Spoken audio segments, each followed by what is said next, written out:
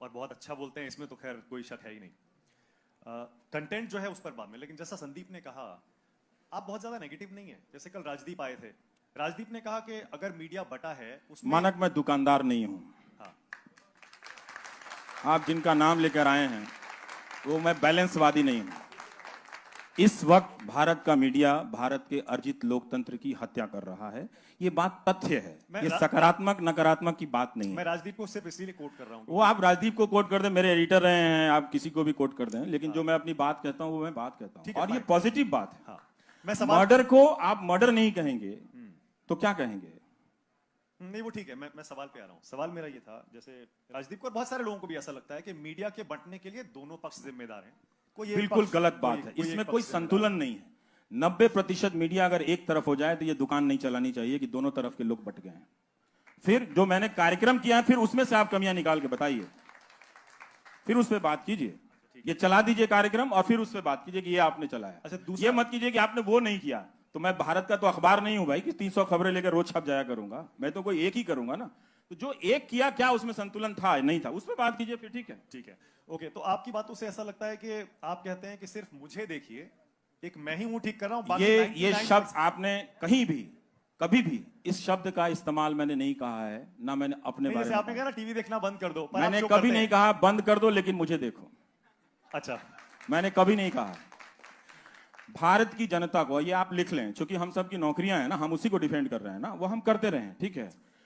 भारत की जनता को अब इस देश को बेहतर करना होगा तो सबसे पहले उसे इस देश की मीडिया से लड़ना पड़ेगा। लड़ने का मतलब पत्थर चलाने की बात नहीं कह रहा हूं। जनता का बहुत से होता है, अगर वो होगा तो कंटेंट में बदलाव होगा। अभी देश बहुत गरीबी से, बहुत समस्याओं से गुजर रहा है, उस पर बात करने की जरूरत है, उस पर बहुत बात करने की जरूरत है। और जब हम बात करेंगे तो मौजूदा सत्ता से ही हम बहुत अच्छा काम करा सकते हैं, बहुत अच्छा काम करा सकते हैं, ठीक है ना। और लोगों की जिंदगी में राहत मिलेगी।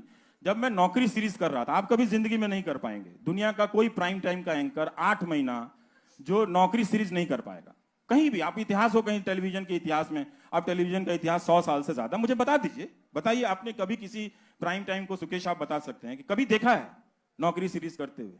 1 लाख से ज्यादा लोगों को लेटर मिला। वो कौन लोग थे? सारे मोदी के सपोर्टर थे। और वो जब आए तो उन्होंने कहा कि ये मीडिया बिक गया है, हम आपके पास आए हैं। उन्होंने मुझसे झूठ नहीं बोला, उन्होंने कहा हम मोदी जी के सपोर्टर हैं, लेकिन हम चाहते हैं आप मेरी आवाज उठाएं। मैंने कहा आपकी कहानी सही होनी चाहिए, बस किसके सपोर्टर है, मेरा उसमें बिजनेस नहीं है। ओके, बस एक चीज और है, जैसे आपने कहा कि आपको 1 मिलियन लोग देखते हैं, वाकई आपकी बहुत फैन फॉलोइंग है, बहुत लोग देखते हैं आपको, लेकिन बाकी लोगों को आप डिसमिस क्यों कर रहे हैं? उनको भी उसी यूट्यूब पर मिलियंस ऑफ मिलियंस आप तुलना कर लीजिए। नहीं, तुलना नहीं, वैसे बता जरूर उनको, मैंने ये भी कहा कि सारी दुनिया मुझे नहीं देखेगी। नहीं, आपने कहा टीआरपी आती है तो वो गलत है, उसको नहीं मानते, पर यूट्यूब पे उसी प्लेटफॉर्म मैंने उसको एक उदाहरण दिया है कि ऐसा नहीं है कि लोग मुझे नहीं देखते हैं, ठीक है, ऐसा नहीं है कि लोग मुझे नहीं देखते, मुझे भी देखते हैं। और मैंने संदीप से ये भी कहा कि और ये कभी भी मुमकिन नहीं होगा कि सारे लोग मुझे देखें, हो ही नहीं सकता, और ऐसा होना भी नहीं चाहिए। हर दर्शक को कम से कम 3-4 मल्टीपल सोर्सेज जाकर देखने चाहिए। आज के समय में अगर आप दर्शक हैं, सूचना को महत्व देते हैं, तो कम से कम 3-4 सोर्सेज को देखिए, अगर आप देख रहे हैं तो। और आप क्या देख रहे हैं इसका फैसला गंभीरता से करना पड़ेगा आपको। आप इस तरह से मजाक नहीं कर सकते। टीवी देखना कोई फुटबॉल देखना नहीं है। फुटबॉल कहीं ज्यादा जिम्मेदारी से देखते हैं, आप उस टीम को देखते हैं जो वाकई खेल रही होती है। अंत में आप देखते देखते वहां ट्रांसफॉर्म कर जाते हैं ना, कि आपका लेना देना तो है नहीं ब्राजील की टीम से, लेकिन आप क्यों उसमें ट्रांसफॉर्म कर जाते हैं? हमारे यहाँ मनोरंजन भारती 4 क्लबों का नाम लेते रहते हैं, ये बहुत अच्छा खेला, वो खेला, तो उनके गांव के तो खिलाड़ी हैं नहीं वो लोग, तो इसका मतलब है कि वो खेल में चले गए हैं, अब उस खेल का वो मजा लेने लगे हैं उसको लेके। तो हमें वो चीज देखना चाहिए जी। एक और सवाल लेते हैं सर। आप मेरा सवाल आपसे ये है कि आपने अभी क्या कहा कि आईटी सेल वालों को बुलाते हैं, बिजनेस करते हैं, तो सर जैसे आईटी सेल वाले अगर गलत अफवाह फैला रहे हैं तो कहीं ना कहीं कन्हैया कुमार भी, जो जिस पर देशद्रोह का आरोप लगा है, उसको बुलाकर भी टीवी वाले गलत करते हैं। दूसरा सवाल ये है कि आप जब आते हैं गोदी मीडिया की बात करते हैं, तो जैसे मानक सर ने कहा कि दोनों तरफ मीडिया बटा हुआ है, तो सर जिस तरह एक तरफ गोदी मीडिया दोनों तरफ नहीं बटा हुआ, मीडिया अब एक ही तरफ है। हाँ। सवाल ये है कि जिस तरफ जैसे गोदी मीडिया है तो दूसरी तरफ लुटियंस मीडिया भी है, ये मानना पड़ेगा। ये जो आपने इस्तेमाल किया है वो ठीक इस्तेमाल नहीं किया है। जो गोदी मीडिया है वही लुटियंस मीडिया है, समझे? ये वही बात। 1 मिनट। और ये जो लटियन जर्नलिज्म का इस्तेमाल कर रहे हैं ना आप, ये आप जरा सा सर्च कीजिएगा, ये भी मेरा ही इस्तेमाल किया हुआ शब्द है। ठीक है। और मेरे दोस्तों से पूछ लीजिए कि पार्लियामेंट में खड़ा होकर मैं बोलता था कि ये लाल पत्थर पत्रकारिता है, यहां से निकल के वहां से लेके बाइट ले लो, इजी जर्नलिज्म है, लेजी जर्नलिज्म है। तो इसलिए आपने कन्हैया कुमार का उदाहरण दिया, 2 साल हो गए हैं, उस वीडियो का भी कुछ पता नहीं है, ठीक है। अब मुकदमा आ रहा है तो आप आरोप पे कह रहे हैं कि उसको कर देने के लिए, ठीक है। तो वो बुलाया गया था, आप टीवी वालों से पूछिए क्यों बुलाया गया था, उसलिए बुलाया गया था उसका पक्ष जानने के लिए, ठीक है, उसका पक्ष जानने के लिए। अगर कोई नारा लगा देने से, इस देश में सुप्रीम कोर्ट का कानून भी तो है, देश का कानून भी है, वो देशद्रोही नहीं हो जाता। वो नहीं होता तब भी लोग उसको देशद्रोही कह रहे हैं। नहीं, यहाँ पर भी रवीश एक और दिक्कत हो गई है, ये देशद्रोह, राजद्रोह और देशद्रोह में फर्क ही मिट गया है। आप सरकार के खिलाफ आवाज उठाएं, राजद्रोह कर रहे हैं, आप देशद्रोह नहीं कर रहे हैं, पर ये अंतर मिट चुका है आज की तारीख में। मतलब अब तो आज का अगर माहौल होता तो लोग इमरजेंसी के समय सुप्रीम कोर्ट जिस तरह से झुक गया था उसकी आलोचना ही नहीं कर पाते, आज का अगर माहौल होता तो। लेकिन तब आलोचना हुई थी, खन्ना साहब एक जज थे जो खड़े हुए, तो उनका इतिहास में नाम है ना, इसीलिए चीफ जस्टिस नहीं बन पाए, इसीलिए चीफ जस्टिस नहीं बन पाए, क्योंकि वो खड़े नहीं बन पाए। लेकिन तब लोगों की निगाह थी कि सुप्रीम कोर्ट में कुछ गलत हुआ है, और आज जनता चली आती है कि आप क्यों बोल रहे हैं। तो जब सोशल ऑर्डर खत्म हो जाएगा दोस्त, तो फिर आप एक जर्नलिस्ट के रूप में परफॉर्म नहीं कर पाओगे। एक और सवाल लेते हैं जी।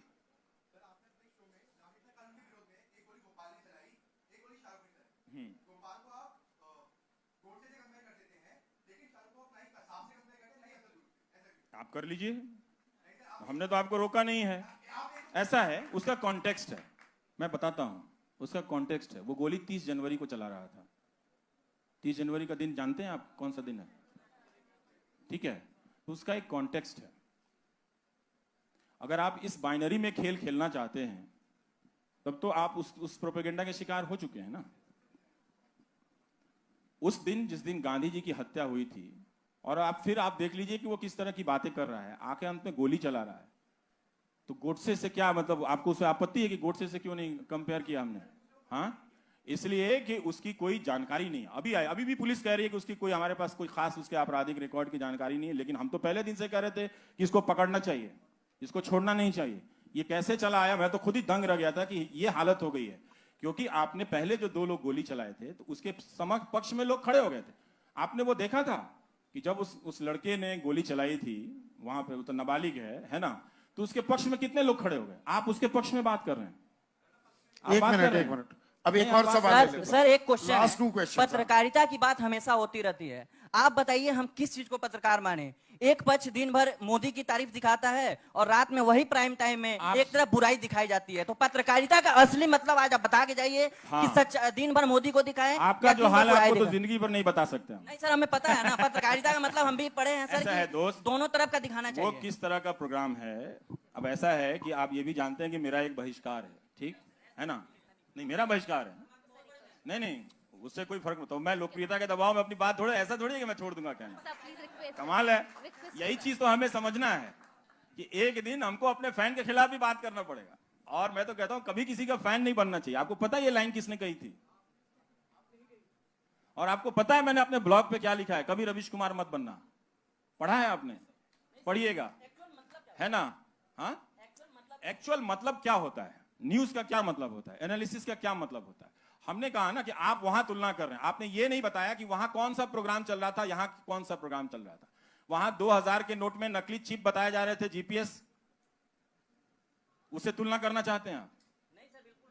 तो किस चीज से तुलना करते हैं आप? उदाहरण देकर बात करते तो आपका सवाल और अच्छा हो सकता था मैं फंस भी सकता था जी। एक और सवाल ले लेते हैं, लास्ट उदाहरण नहीं दिया। वो आप इधर बैलेंस वाला करने लगे। वही मैं जो मानक से कह रहा था, मैं दुकान नहीं चलाता हूं, मैं अपना करता हूं। तो अगर आपको मुझसे सवाल पूछना है तो मेरे शो पे रिसर्च कीजिए। क्या मेरा शो आलोचनाओं से परे है? बिल्कुल ही नहीं है, बिल्कुल नहीं है। अब एक और सवाल क्या हो सकता है? आप बताइए कि 10 लाख लड़के जो अलग अलग परीक्षाओं में फंसे हुए हैं और उनको नौकरी नहीं मिले, उस पर मैं 6 महीना करता हूं, तो एक तरफा कैसे है दोस्त? आखिरी सवाल, आपके गांव कस्बे जहां से आप आए हैं, यूनिवर्सिटियां बर्बाद हो गई हैं, अगर मैं 30 दिन उस पे करता हूं तो उसमें क्या एक तरफा है? किस चीज का एक तरफा है? सर एक क्वेश्चन है सर, आपने पार्टीशन की बात की। जब भारत बना आजादी के बाद, ऐसा भारत हमारा विजन बहुत ब्रॉड था। हम गुटनिरपेक्षता की बात करते थे, लेने से ज्यादा दुगना देने की बात करते थे, पंचशील। लेकिन उसके बाद हमने इमरजेंसी भी देखी, कई सारे ऐसे फेजेस भी देखे, ग्लोबलाइजेशन भी हुआ, और आज की हालत हम सब जानते हैं कि एक ऐसा नागरिक भी हम सब विश करते एक कम्युनिटी को देश से बाहर निकालने का। तो सर ऐसा क्या हो गया कि हमारे देश का नेचर ही चेंज हो गया है? हमारा वो ब्रॉड विजन क्यों खो गया है, इतना नैरो विजन क्यों हो गया है सर? हम देखिए, इसके कुछ हिस्से का जवाब टेक्नोलॉजी तंत्र से दिया जा सकता है, एक नया तंत्र जो खड़ा हुआ उससे भी दिया जा सकता है, लेकिन हम लोग ये समझते हैं कि 15 अगस्त 1947 को भारत जिस रूप में आजाद हुआ, जिन सपनों के साथ आजाद हुआ, वो उसी दिन पूरे हो गए। ऐसा नहीं था। डेमोक्रेसी जो है वो कभी भी एक पैकेज प्रोडक्ट नहीं है। वो आज आपने सबने मिलकर जिस रूप में बनाया, हो सकता है कल वो खत्म हो जाए, तो आपको रोज इसको गढ़ना पड़ता है। कुम्हार की तरह रोज आके उसको मिट्टी चाक पर रखनी पड़ती है और उससे रोज बर्तन बनाना ही पड़ता है, उससे रोज दिया बनाना पड़ता है। तो एक दिन नहीं है। इसलिए है कि हम कभी कभी भटक जाते हैं, भटका दिए जाते हैं, और कई बार हम अपनी जिम्मेदारियों को बहुत लापरवाही से लेते हैं। लापरवाही से कि जनता को देखिए, मतदाता और नागरिक में बहुत फर्क है। आप मतदाता, आप मतदान कर दीजिए आप, लेकिन जैसे ही आप मतदान केंद्र से लौटते हैं आप मतदाता नहीं रह जाते हैं। लेकिन अब उस टेक्नोलॉजी के तंत्र से आपको हमारे जरिए भी एक पॉलिटिकल फोर्स में बदला जा रहा है, दुगनी तिगुनी शक्तियों के जरिए। इसीलिए आप किसी जर्नलिस्ट को घेर के मारने लगते हैं, और ये अब तो हर तरफ से हो रहा है। इसलिए मैं कह रहा था कि जो सोशल ऑर्डर कोलैप्स किया है, इसमें अब आपको पत्रकार के रूप में परफॉर्म करना बहुत मुश्किल होगा। पहले के दौर में हम जाते थे तो चाहे वो किसकी स्टोरी के खिलाफ लिख रहे हो या नहीं लिख रहे हो, उस आदमी को उससे मतलब नहीं था। मतलब ये था कि हमारे दरवाजे पे पत्रकार आया है तो पानी पिलाता था। तो लेकिन अब जब लोगों को पॉलिटिकल फोर्स में बदल दिया गया है, पॉलिटिकल पार्टी के लोग, उससे एफिलिएशन रखने वाले लोग, प्रधानमंत्री की डीपी लगाकर लाने वाले लोग गालियां दे रहे हैं उसमें, तो एक मंजूरी दी जा रही है। तो इस तरह के हुलिगनिज्म को कभी भी मान्यता नहीं मिली थी। राजनीतिक दल में ऐसे तत्व थे, जैसे शहाबुद्दीन का उदाहरण है, यूपी में भी बहुत तरह के इस तरह के डॉन हुए, इस तरह के बाहुबली होते थे। ये एक नए तरह के बाहुबली सिस्टम है जो आपके डेमोक्रेटिक इंस्टिंक्ट को, क्योंकि संभव है ना कि आपको नौकरियां नहीं मिले तो एक दिन आप सड़क पे खड़े हो जाएंगे, तो वो दिन ना आए, इसलिए इसकी तैयारी की जा रही है कि कभी भी वो सवाल आगे आ ही ना पाए। तो बहुत मुश्किल हो गया। तो इसलिए हम सबको उन सपनों को हासिल करने की जरूरत है, उन सपनों में नई बातें जोड़ने की भी जरूरत है, और उसके लिए मेहनत करने की जरूरत है। जो मैंने अपनी जिंदगी से सीखा है, पहले मैं सोचता था कि पैदा हो जाने से ही नागरिक हो गए। अब मुझे लगता है कि नागरिक होने के लिए जितनी मेहनत करनी पड़ती है उससे कहीं ज्यादा आसान तो आईआईटी की परीक्षा है। ये बहुत ही टफ काम है, हमने इसे बहुत हल्के में लिया, और ये कोई बड़ी बात नहीं है। हर दौर में लोग फिसलते हैं, हर उस दौर के बाद लोग संभलते भी हैं और अपनी तरह से देश को, दुनिया को, समाज को गढ़ते भी हैं। तो कहीं ना कहीं पत्रकारों को भी गिर रहे हैं, गिरकर अब संभलना होगा। वो नहीं संभलेंगे, लेकिन नहीं संभलेंगे भी। वो तो मेरे लिए बहुत अच्छा दिन होगा। थोड़ा ऑप्टिमिस्ट हम रहते हैं। और आपको जो बातें कही रवीश ने, थैंक यू सो मच। आपका